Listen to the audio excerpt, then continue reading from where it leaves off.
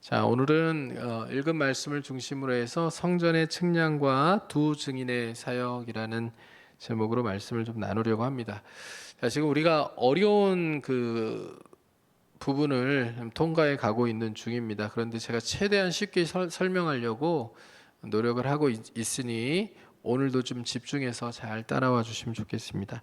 자, 우리는 지금 6번째 나팔과 7번째 나팔 사이에 막간 이 삽입 장면을 살펴보고 있습니다.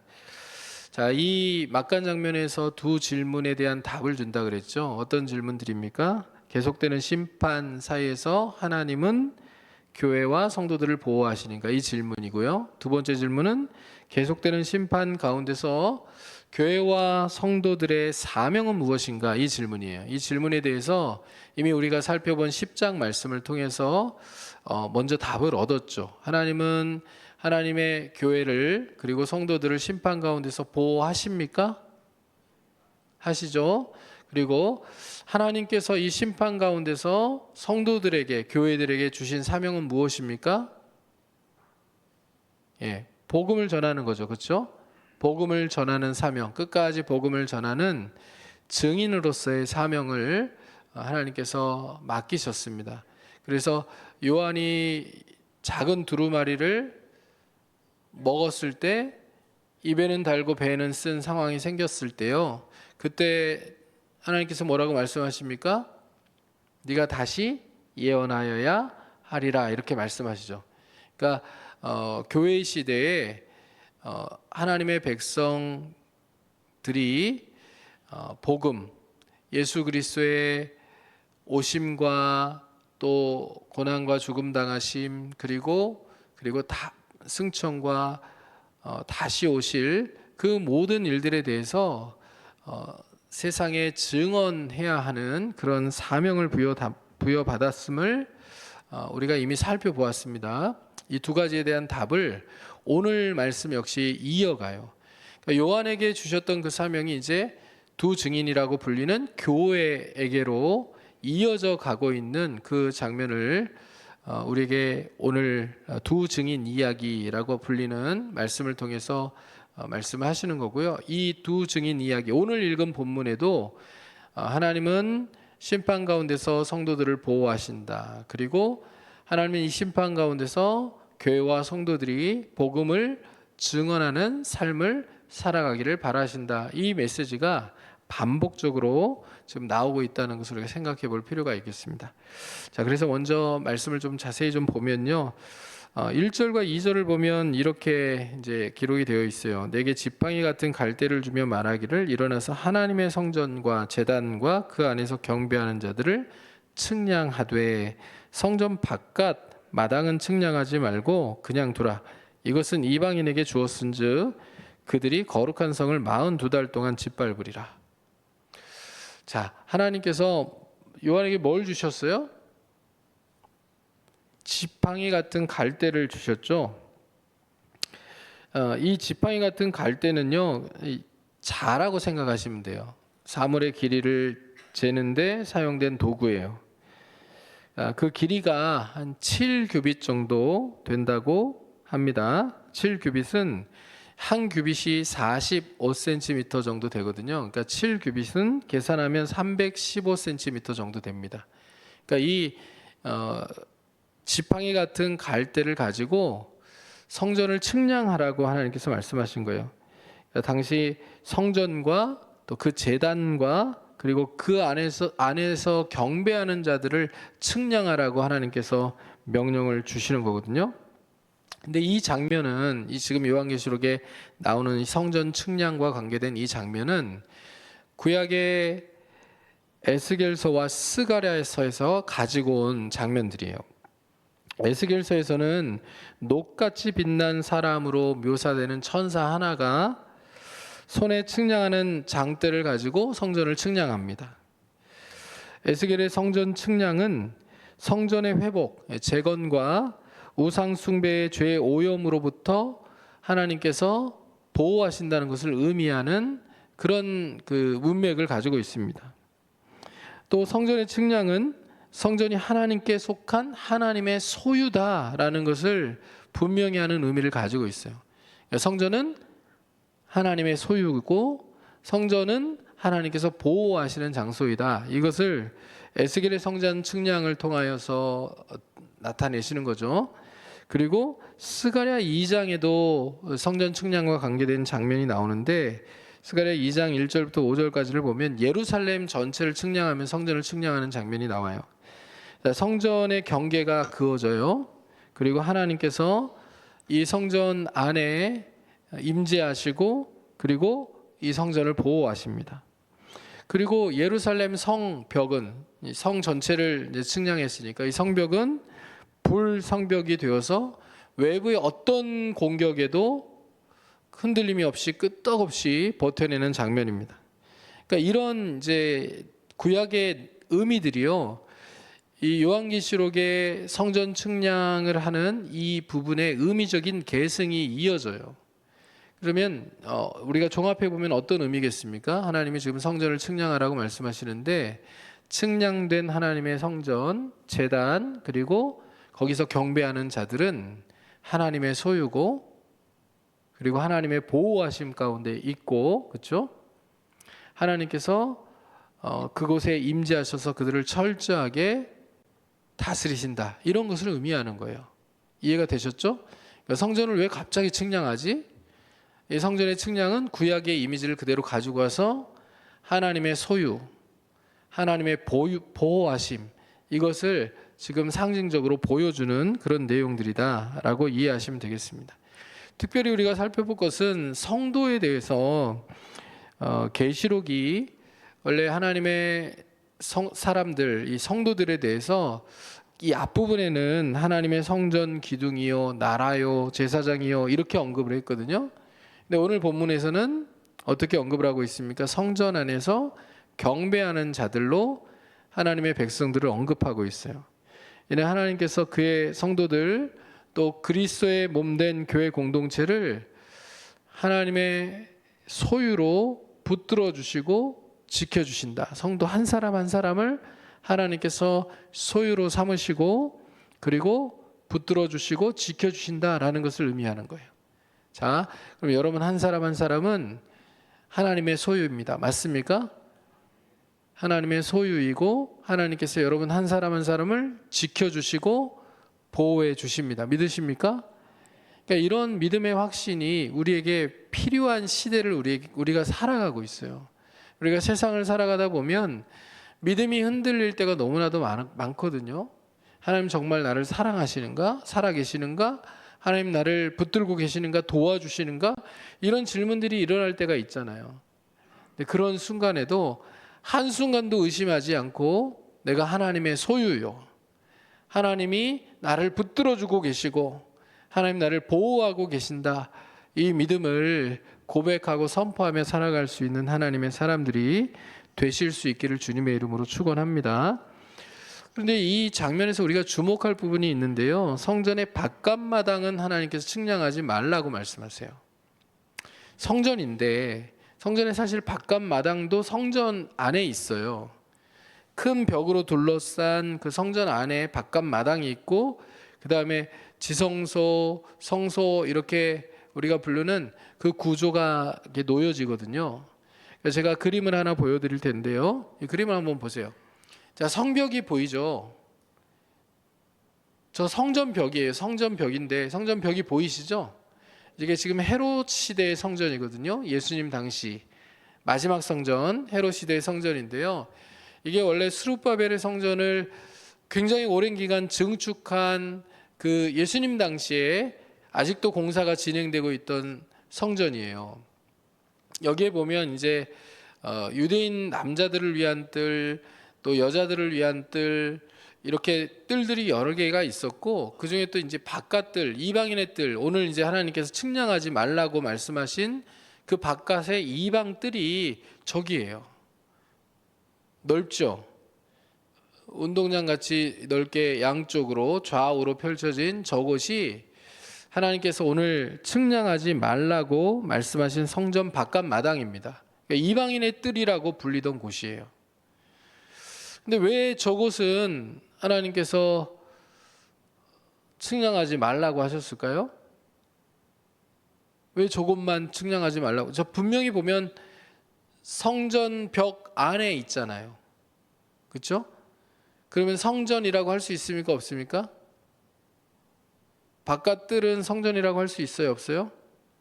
있죠. 예, 성전 벽 안에 들어와 있잖아요. 건물 안에 있는 마당이잖아요. 그러면 저거는 성전이라고 얘기할 수 있죠. 그렇죠? 성전 안에 포함된. 그런데 저기를 측량하지 말라고 말씀하시면서 뭐라고 하시냐면 2절을 다시 한번 보시면 성전 바깥 마당은 측량하지 말고 그냥 두라. 이것은 이방인에게 주었은즉 그들이 거룩한 성을 42달 동안 짓밟으리라. 이렇게 말씀하세요. 그러니까 저기는 하나님께서 이방인들에 의하여 짓밟히도록 내버려 두신 것이고 저기에는 하나님의 보호하심이 있습니까? 없습니까? 보호하심이 없는 거죠. 저기에는. 그러니까 저건 무엇을 의미할까요? 분명히 성전 안에 있는 이방인의 뜰인데 저것은 하나님 보호를 안 하신대요. 이방인에게 내어주셨대요. 42달 동안 밟히도록 하나님께서 내어두셨대요. 일단 먼저 42달을 한번 살펴봐요. 왜 42달일까요? 42달이 몇 년입니까? 42달은 몇 년이죠? 2년이요? 3년? 3년 반. 맞죠? 3년 반입니다. 3년 반에 해당하는 기간인데 이게 역시 마찬가지로 구약 성경에서 가지고 온 거예요. 구약의 다니엘서를 보면 이 3년 반을 여러 가지 표현들로 표현하거든요. 용어들로 한 때와 두 때와 반 때 이렇게 표현하기도 하고요. 한 일의 절반, 그러니까 7의 절반이라고 표현하기도 하고요. 1290일 이렇게 표현하기도 합니다. 1290일을 이제 1290일은 계산한 거예요. 3년 반이 며칠인가 이렇게 계산했을 때 1290일로 계산을 한 건데요. 우리가 생각하는 365일을 기준으로 해가지고 계산을 하면 답이 안 나옵니다. 그 답이 안 나오는데요. 이 계산법의 차이 때문에 그래요. 다니엘서는 1290일을 3년 반으로 언급하고 있고 요한계시록에서는 줄기차게 계속해서 1260일이라는 표현을 사용하거든요. 보시면 1260일과 1290일 별로 중요하지 않으시죠, 여러분들에게? 자, 제가 질문하려고 지금 제가 설명을 해야 될지 말지를 여러분들에게 묻는 거예요. 이거 별로 안 중요하시면 설명 안 하고 넘기려고요. 1290일인지 60일인지 이거 별로 안 궁금하시죠? 중요해요. 예. 계산법의 차이 때문인데 원래 바벨로니아 달력은 음력이에요. 음력을 기반으로 한 이 바벨로니아 달력은 1년을 354일로 봅니다. 그러니까 어떻게 계산해서 354일이 되냐면 음력이니까 한 달을 계산할 때 달이 지구를 한 바퀴 도는 29.5일을 한 달로 보는 거예요. 그래서 29.5일 곱하기 12 하면 354가 나옵니다. 354일로 1년을 계산을 하는데 우리가 사는 태양력은 1년이 며칠이에요? 365일로 보잖아요. 그러니까 차이가 발생하죠. 날짜의 차이가 발생하잖아요. 그러니까 그 차이를 조정하기 위해서 유대인들이 이렇게 이제 계산하면 이해해야 될 19년 동안 7번에 걸쳐서 그러니까 19년이 지나가는 동안에 7년은 7번은 12달이 아니라 13달을 배정을 해가지고 날짜를 조정하는 거예요. 이해가 되세요? 예. 그런데 이제 이것도 계산법이 좀 달라져요.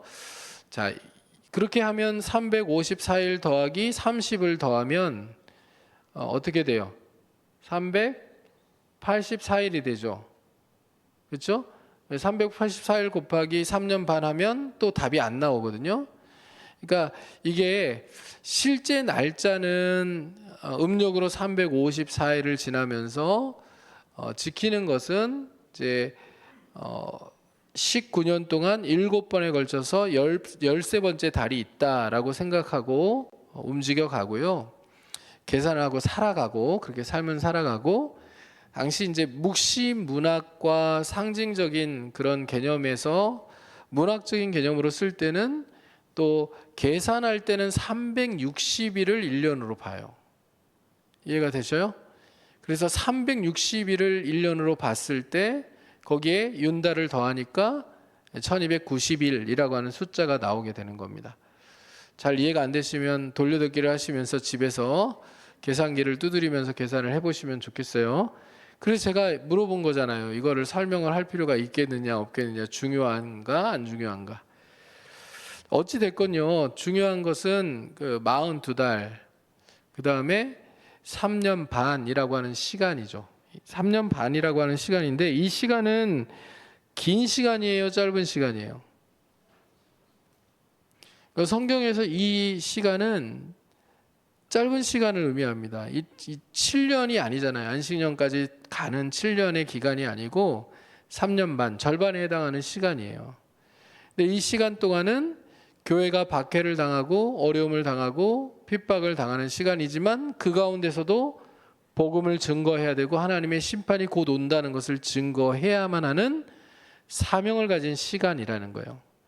그러면 이게 이 구속사로 볼 때는 어떻게 보면 될까요? 예수님의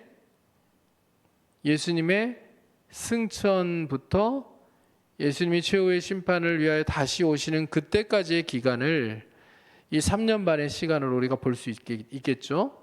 이 기간 동안 교회는 지속적으로 세상의 공격을 받을까요? 안 받을까요? 받아요. 그러나 그 가운데서 복음을 계속해서 전해야 되는 사명을 가지고 교회가 세상에 존재한다라는 것을 이 구절을 통해서 우리에게 보여주고 있는 겁니다. 이해가 되셨죠? 이해가 되셨죠? 자, 교회 이 성전인데, 성전 안에 있는 이방인의 뜰, 이 바깥 마당이 이방인들에게 42달 동안 짓밟힌다라는 이 표현은 조금 더 구체적으로 해석해 보면, 교회라는 이 하나님의 성전이라고 불리는 이 교회라는 공동체가 지속적으로 세속화의 위험에 노출되어 있다. 지속적으로 세상의 유혹과 시험 앞에 계속해서 공격을 당하고 있는 그런 상황 가운데 있다라는 것을 얘기하는 거예요. 근데 누가 지켜주세요? 하나님께서 지켜주세요. 그 안에 하나님을 온전히 예배하는 예배자들도 하나님께서 지켜주시고, 또 그렇게 하나님이 기뻐하시는 교회를 세워가려고 몸부림치는 교회도 하나님께서 지켜주시는 거예요. 믿으십니까? 근데 뚫리는 경우가 생길 수도 있어요. 방심하면 안 됩니다. 그러니까 하나님이 보호하시는데 하나님의 임재를 사모하지도 않고 의지하지도 않고 하나님을 온전히 경배하지도 않으면 그냥 건물로서의 성전만 존재하고, 건물로서는 교회인데 그러나 본질을 다 상실해 버렸다. 말씀의 기초가 아니고 성도들이 더 이상 하나님을 찾고 의지하며 기도하지 않는다. 그러면 껍데기만 남은 거잖아요. 하나님이 껍데기를 보호하시겠다는 게 아니에요. 그렇죠? 진짜 하나님을 경외하는, 진짜 하나님을 사랑하고 의지하는, 진짜 하나님께 소망을 두는 그런 교회, 그런 성도들을 하나님께서 보호하신다는 의미예요. 그러니까 지속적으로 세속화의 이 공격들이 이 당시 교회에도 있었잖아요. 우리가 이미 살펴봤어요. 7교회를 살펴볼 때 많은 교회들이 타협하여 넘어지고 그 가운데 들어온 거짓 교사들로 인하여 교회가, 공동체가 어려움을 겪고 무너지는 그런 장면들을 우리가 이미 살펴보았잖아요. 자, 그런 교회들에게도 경고를 주는 거예요. 바른 신앙 공동체, 하나님을 온전히 의지하는 하나님의 백성 공동체, 말씀을 붙들고 씨름하며 하나님께 은혜를 구하고 하나님의 도우심을 바라고 어려운 시기를 견뎌낼 믿음을 하나님께 구하면서 하나님께 소망을 두는 그런 경건한 하나님의 백성들을 하나님께서 지켜주시고 보호해 주신다는 것을 오늘 성경이 우리에게 말씀해 주고 있는 부분이 바깥들은 측량하지 말라라고 하는 이 말씀의 메시지임을 여러분들이 꼭 기억하며 살아가실 수 있기를 주님의 이름으로 축복합니다. 자, 여러분은 하나님께 온전히 보호받는 하나님의 사람들로 믿음을 끝까지 지키며 승리하는 이긴 자들이 되실 수 있기를 주님의 이름으로 축복합니다. 두 번째 우리가 살펴볼 부분이 3절부터 6절까지의 내용이죠. 이제 두 증인 이야기가 본격적으로 나오는데요. 3절을 보면 이렇게 기록되어 있어요. 내가 나의 두 증인에게 권세를 주리니 그들이 굵은 베옷을 입고 1260일을 예언하리라. 자, 1260일 나오죠, 여기에. 1260일을 예언하리라. 이 얘기는 요한이 두루마리를 먹었을 때 하나님께서 네가 다시 예언하여야 하리라 이렇게 말씀하셨잖아요.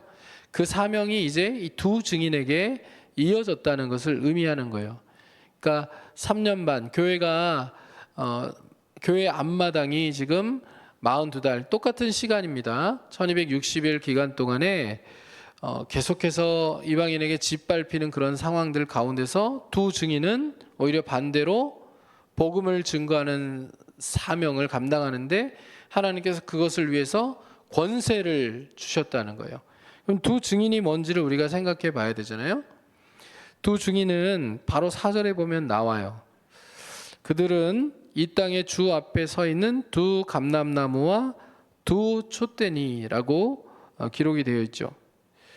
두 감람나무와 두 촛대, 이거 어디서 나온 걸까요? 이것도 역시 구약 성경에서 가지고 온 거예요. 스가랴서 4장에 나오는 환상을 가지고 온 겁니다. 이 환상에서 성전의 순금 등잔대, 여기 7등잔대가 있는데 관이 연결되어서 등잔대 곁에 있는 두 감람나무에서 흘러나오는 기름을 공급받아 가지고 이 성전의 등잔대에 불이 붙거든요. 그러니까 이 두 감람나무는 주 앞에 서 있는 자들을 의미하는 건데 당시 역사적 배경으로는 바벨론 포로에서 돌아와 제2성전을 짓는 데 앞장섰던 기름 부음을 받은 사람 둘을 의미합니다. 그러니까 대제사장 여호수아와 총독 스룹바벨을 의미하는 거예요. 우리가 기름 부음을 받는 사람들이 누군지 알잖아요. 이 구약 성경에서 누가 기름 부음을 받습니까? 왕, 선지자, 제사장, 그렇죠? 그 중에 대제사장 그리고 총독 스룹바벨은 여기서는 왕으로 생각이 되는 사람이에요. 그래서 이미 우리가 살펴본 것처럼 성도들에 대하여서 이 교회 구성원인 성도들에 대해서 성경은 왕이고 제사장이라고 얘기했거든요. 이건 계시록에서도 이미 그렇게 표현해요. 왕이고 제사장이에요. 이걸 베드로는 합쳐가지고 왕 같은 제사장 이렇게 얘기하잖아요. 그러니까 그것을 얘기하는 거예요. 왕 같은 제사장인 교회를 의미하는 거고요. 두 증인이 나오죠. 두 증인. 두 증인에서 왜 하필이면 둘일까 이렇게 생각하시는 분들이 계시는데 당시 법정에서나 어떤 증언을 할 때 그리고 어떤 서약을 할 때 최소 증인의 수가 둘이었어요. 그것을 입증하기 위한 증언에 필요한 최소의 인원이 둘이었거든요. 그래서 상징적으로 둘이라는 숫자를 여기에 사용하고 있는 겁니다. 두 감람나무, 그 다음에 여기 두 촛대, 계속 둘이라는 이미지는 최소의 증언에 필요한 사람의 숫자를 여기에 가르쳐서 사용하는 거예요. 그 다음에 나오는 게 뭐예요? 그 다음에 나오는 게 촛대잖아요. 촛대 맞죠? 두 촛대. 우리가 이미 이건 살펴봤어요. 앞에 계시록 2장, 3장, 1, 2, 3장을 볼 때 7촛대는 7교회다 이렇게 말씀을 나눴잖아요. 근데 7촛대는 7교회면 두 촛대는 두 교회입니까? 너무 단순하게 이렇게 낚이시는 거예요. 일곱 촛대는 일곱 교회를 의미하는 거 맞아요. 그런데 두 촛대는 교회를 의미합니다. 제가 아까 말씀드렸잖아요. 둘은 상징적으로 증언에 필요한 최소 인원을 의미하는 거다. 그러니까 두 감람나무, 두 촛대, 두 증인, 이것이 의미하는 것은 교회를 의미하는 거예요. 교회, 증인으로서의 교회를 의미하는 겁니다. 그래서 종합해 보면 이렇게 얘기할 수 있어요. 두 감람나무와 두 촛대는 왕 같은 제사장인 증인된 교회를 의미한다고 할 수 있고요. 두 감람나무와 두 촛대가 왕 같은 제사장인 증인된 교회라고 얘기한다면, 두 증인이 두 감람나무와 두 촛대라고 했으니까 두 증인은 교회라는 것을 말씀하고 있는 거예요. 그래서 교회는 그리스도께서 재림하실 때까지 온 세상에서 성령의 능력으로 복음을 증거하는 이 예언 사역을 통하여서 하나님 나라를 더욱 온전하게 세워가는 그런 모습으로 존재해야만 한다는 것을 오늘 이 부분이 드러내 보여주는 거예요. 그래서 보세요. 하나님께서 이 교회에게 무엇을 주셨습니까? 본문을 보면 내가 나의 두 증인에게, 교회에게 뭘 주셨어요? 권세를 주셨어요. 주님께서 승천하시면서 제자들에게 하신 말씀이 무엇입니까? 권세를 주시겠다는 거 아니에요? 사도행전 1장 8절 말씀에도 성령이 임하시면 너희가 권능을 받는다고 말씀하신 거 아니에요? 그러니까 교회가 되게 약한 것처럼 보여도요, 교회가 그렇게 약하지 않아요. 교회가 본질을 사수하고 하나님 말씀을 붙들고 기도할 때 교회는 하나님의 놀라운 역사를 이루어가는 도구가 될 수 있다는 것을 우리가 잊지 않아야 하는 거예요. 하나님 백성 한 사람 한 사람도 마찬가지입니다. 우리 별 볼 일 없는 사람 아닙니다. 아무것도 할 수 없는 사람들이 아닙니다. 우리가 하나님을 온전히 의지하고 하나님께 소망을 두고 믿음을 가지고 기도할 때 우리가 하나님의 놀라운 일하심을 이 땅 가운데 이루게 할 수 있는 그런 권세를 가진, 권능을 가진 하나님의 백성들이에요. 한번 따라해 보실까요? 내가 기도할 때 하나님이 일하신다. 감동이 있습니까? 다시 한번요. 내가 기도할 때 하나님이 강력하게 역사하신다. 우리가 대한민국 땅에서 서울 끄트머리에서 지금 저 중동에서 일어나고 있는 전쟁을 위하여 기도하면, 여전히 끝나지 않은 러시아와 우크라이나 전쟁을 위하여 기도하면, 또 우리가 이 땅에서 일어나는 우리 영역의 밖의 일들이라고 생각하는 그런 정치 권력 다툼, 여러 가지 나라의 어려움들을 위하여서, 또 국제적인 무역의 상황, 경제적인 그런 문제들을 위하여 기도하면 보이지 않는 그러나 강력한 하나님의 손이 우리의 기도를 통하여 역사하신다는 것을 여러분 믿으시기를 바랍니다. 그러니까 우리가 그렇게 약한 존재들이 아니에요. 교회가 그렇게 약하지 않아요. 언제 약해지냐면요, 안 믿을 때 약해집니다. 제대로 안 믿을 때, 말씀대로 안 믿을 때, 자기 생각대로 믿거나 자기 생각대로 상황을 해석하고 자기 욕심대로 기도할 때, 그때 우리가 약한 거예요. 하나님의 뜻이 무엇인지를 분별하고 하나님의 말씀을 붙들 때, 말씀의 기초에서 하나님께 구할 때 우리는 결코 약하지 않아요. 강력하다는 거예요.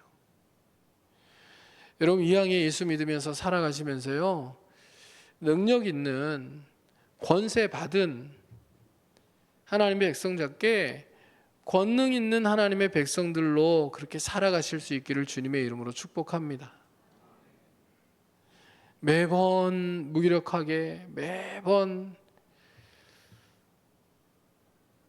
너무나도 힘이 없고 약한 그리스도인으로서의 나를 바라보면서 좌절하고 낭망하는데 익숙해져 버리고 그렇게 패배의식 가운데 젖어 버리는 그런 인생이 아니고요.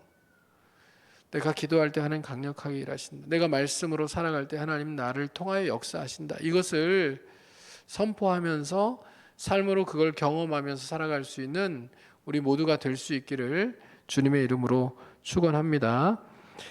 자, 오늘 이 두 증인은요, 어떤 옷을 입고 있는지 한번 살펴보세요. 3절을 보면 어떤 옷을 입고 있습니까? 굵은 베옷을 입고 있죠. 굵은 베옷을 입고 예언을 해요. 사실은 예언을 할 때 예언을 듣는 자들이 굵은 베옷을 입어야 되거든요. 굵은 베옷을 입었다라는 것은 회개를 의미해요. 회개, 돌이킴, 슬픔. 그래서 하나님께서 심판의 메시지를 선포하실 때 그 말씀을 듣고 마음이 아프고 그리고 회개하는 자들은 굵은 베옷을 입고 슬픔 가운데 눈물을 흘리고 죄를 뒤집어 썼거든요. 근데 지금 이 두 증인이 굵은 베옷을 입고 예언을 해요. 슬픈 거예요. 그렇죠? 하나님의 심판을 예언하는 것.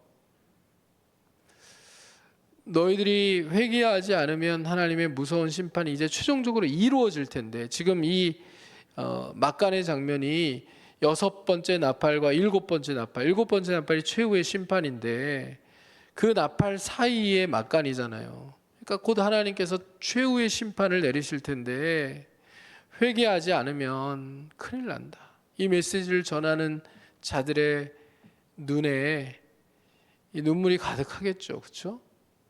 그 얘기를 지금 굵은 베옷을 입고 심판을 선포하는 이미지로 표현하고 있는 거예요. 여러분, 예수님께서 이 땅에 오셔서도 제일 먼저 전하셨던 메시지가 회개하라, 심판이 가까워왔느니라 였습니다. 예수님 바로 앞에 세례 요한도 동일한 메시지를 먼저 선포했죠. 이게 가장 주된 메시지였어요. 계속해서 심판을 염두에 두지 않고 세상적 가치를 추구하며 살아가는 사람들에게 하나님이 정말 살아계시다, 회개하지 않으면 무서운 일이 일어나게 될 것이다, 이것을 선포할 때 이게 기쁠 수가 없잖아요. 마음에 슬픔이 일어나는 거예요. 굵은 베옷을 입고 예언하는 겁니다. 자, 그 다음 장면을 보면요, 이제 5절과 6절을 보면 이들이 사역하는 그 장면들이 나오는데, 이 사역의 장면들을 보면 모세와 엘리야가 떠올라요. 모세와 엘리야의 사역을 연상케 합니다. 먼저 한번 보세요. 만일 누구든지 그들을 해하고자 하면 그들의 입에서 불이 나와서 그들의 원수를 삼켜버릴 것이요, 누구든지 그들을 해하고자 하면 반드시 그와 같이 죽임을 당하리라. 여러분, 이 장면은 어떤 구약의 이야기를 생각나게 합니까? 떠오르는 장면이 있습니까? 여러분, 엘리야 선지자를 떠오르게 하죠. 보세요. 아하시아 왕이 엘리야를 잡아오라고 병사들을 보냅니다. 2차례나 병사들을 보냈는데, 첫 번째 병사를 보냈을 때 하늘에서 불이 내려서 병사들 50명을 살라버렸어요. 그런데 이 한 번의 놀라운 재앙 같은 일이 일어난 것을 보고 아하시아 왕이 깨달았어야 되는데 깨닫지 못하고 엘리야를 또 잡으려고 2번째 병사를 보냅니다. 50명을 또 보내요. 그러자 어떤 일이 일어났습니까? 마찬가지로 하늘에서 불이 내려서 50명을 불살라 버렸습니다. 사실 엘리야를 잡아서 죽이려는 게 목적이었거든요. 엘리야를 해하려고 할 때 하나님께서 하늘에서 불을 내리셔서 각각 50명씩 2번이나 불살라 죽게 하신 거예요. 그리고 이 기적을 통해서 하나님 뭘 드러내신 겁니까? 엘리야의 하나님이 살아계신 하나님이시고, 이 아하시아가 붙들려고 했던 세상의 우상들은 다 죽은 신들이다 라는 것을 만천하에 드러내신 거예요. 하나님께서 이스라엘의 진짜 주권자가 되심을 보여주신 것입니다. 자, 그 다음 6절을 보면 또 어떻게 기록되어 있어요? 그들이 권능을 가지고 하늘을 닫아 그 예언을 하는 날 동안 비가 오지 못하게 하고, 여러분, 이 장면도 마찬가지로 엘리야를 떠오르게 하죠. 엘리야가 아합 시대에 바알과 아세라를 섬기는 일들에 온 백성들을 다 몰아넣잖아요. 그러니까 이 아합이 바알과 아세라를 섬기는 일에 백성들 전체를 다 몰아넣으니 엘리야가 그것을 보고 견딜 수가 없어서 선포합니다. 내가 다시 말하기 직전까지는 하늘에서 비가 내리지 아니할 것이고 이슬조차도 내리지 아니할 것이라 선포해요. 그렇게 예언을 하자 3년 반 동안 비가 오지 않았습니다. 이슬조차도 맺히지가 않았어요. 엘리야의 사역을 떠오르게 하죠. 이 일을 통하여서 우리가 아는 것은 무엇입니까? 17장 1절에 이런 사건들이 나오지만 이게 18장 우리가 잘 아는 갈멜산의 영적인 전투로 연결되어지거든요. 사실 3년 반 비가 오지 않고 이 갈멜산 전투를 통하여서 하나님이 살아계신 하나님이시다라는 것이 드러난 이후에, 그리고 엘리야가 하나님 앞에 다시 기도할 때 비가 내리기 시작하잖아요. 그 일을 통하여 드러내려고 하신 것이 무엇이에요? 하나님께서 주권자이시다. 하나님 살아계신 분이시다. 바알이 폭풍의 신이고 그리고 풍요와 다산의 신이라고 알고 바알을 섬겼는데, 바알은 물 한 방울 내릴 수 없는 신이라는 게 폭로가 된 것이고요. 하나님께서 이스라엘에게 필요한 이른 비와 늦은 비를 내리실 수 있는 진짜 신이시라는 것을 밝히 드러내 보여준 거예요. 여러분, 그 다음 장면은 뭡니까? 그 다음 장면의 뒷부분이죠. 또 권능을 가지고 물을 피로 변하게 하고 아무 때든지 원하는 대로 여러 가지 재앙으로 땅을 치리로다. 이것은 누구를 연상하게 해요? 모세죠. 그렇죠? 모세가 이 나일강을 피로 변하게 하잖아요. 그리고 여러 가지 재앙들로 애굽 땅에 하나님의 심판을 퍼붓잖아요. 이 장면들을 연상하게 하는 거예요. 요한계시록에서 이 두 증인의 사역을 모세의 사역 그리고 엘리야의 사역과 연관을 짓는 것은 교회가 세상에서 감당해야 되는 사역이 바로 그와 같은 사역임을 우리에게 보여주는 거예요. 교회는 권세와 권능을 가지고 세상에서 하나님의 살아계심을 드러내고 하나님이 온 세상의 주권자이심을 드러내는 그런 사역들을 감당해 가야 하는 겁니다. 아멘입니까? 우리 한 사람 한 사람의 사명은 어떠할까요, 여러분? 그러면 우리가 교회거든요. 한 사람 한 사람이 교회거든요. 그러니까 우리의 사명이 바로 이 두 증인의 사역과 같아야 되는 거예요. 여러분, 성령의 충만함으로 무장되시기 바랍니다. 성령이 충만함으로 무장되셔서 권능을 받으시고 권세를 가지시고 세상 속에서 여러분이 막 불을 내리고 또 뭐 물을 피로 변하게 하고 이런 기적을 행하라는 게 아니고요. 목적을 분명히 기억하는 거예요. 세상에 하나님의 살아계심을 밝히 드러내는 거예요. 세상에 하나님이 주권자이심을 드러내는 삶을 살아가는 거예요. 내가 믿음을 가지고 하나님을 의지하고 하나님이 나를 보호하신다는 것을 믿으며 내 삶의 모든 영역에서 내가 하나님의 살아계심을 드러내고 하나님이 주권자이심을 밝히 드러내는 인생을 살아가는 것, 그것이 성도로서 우리가 감당해야 하는 마땅한 사명이라는 것을 잊어버리지 않고 살아갈 수 있게 되기를 주님의 이름으로 축복합니다. 이것이 사실 주님이 오시는 종말의 때까지 세상 속에서 교회가 감당해야 될 사명이고 성도들이 감당해야 될 사명입니다. 근데 우리가 확신이 없고 우리가 권능이 없고 우리가 권세가 없고 우리가 성령의 충만함을 힘입지 않고 우리가 말씀대로 살아가지 않고 우리가 세속화되어 버리면 여러분, 세상 속에서 하나님의 살아계심을 드러낼 방법이 없어요. 그러면 누가 소망이 없는 거예요? 세상이 소망이 없는 거예요. 우리의 삶을 통하여 단 한 사람이라도 주님께로 돌아오는 사람들이 생겨나야 되는데 우리가 세속화되어 버려서 그럴 수가 없는 상황이 되면 세상이 소망을 잃어버리게 되는 거예요. 여러분, 이 두 증인은 담대하게 나아가서 용기를 가지고 복음을 전해야 되는, 그리고 세상에 하나님의 살아계심을 전해야 되는 그런 사명을 가지고 살아갑니다. 분명히 위협이 있고, 또 우리가 다음 시간에 살펴볼 장면에서는 이들이 고난을 당하고 죽임을 당하거든요.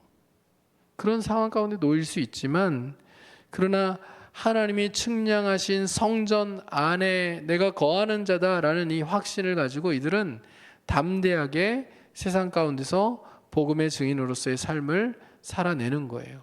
우리에게도 이런 삶이 필요하다는 겁니다. 이 시대에도 그런 사람들이 존재하죠. 그렇죠? 근데 이 시대에 그런 사람들이 존재하니까 나는 아니어도 된다, 이게 아니라 우리도 그런 사람들로 살아갈 수 있기를 간절히 소망합니다. 우리가 잘 아는 찬양 있잖아요. 선한 능력으로라고 한 그 찬양.